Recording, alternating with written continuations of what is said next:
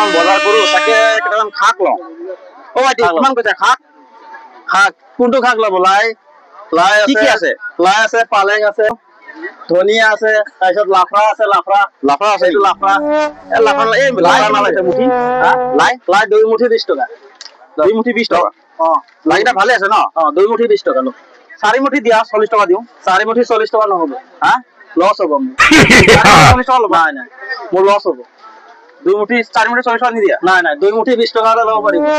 2 মুঠি 20 টকা 4 মুঠি 40 টকা নহ'ব। ঠিক আছে 2 মুঠি লওঁ কাৰণ মোৰ বজাৰ খৰচা আছে, মোৰ চাহ খৰচা আছে, মলদাৰ খৰচা আছে। হ'ব 2 মুঠি দিয়া 2 মুঠি দিয়া 20 টকা দিয়া।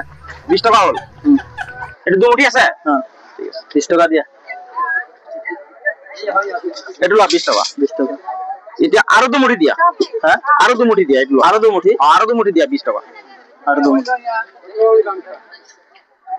দিয়া হ'ল এতিয়া হ'ল 4 মুঠি একেবাৰে 20 টকা নাই দিলে 2 মুঠি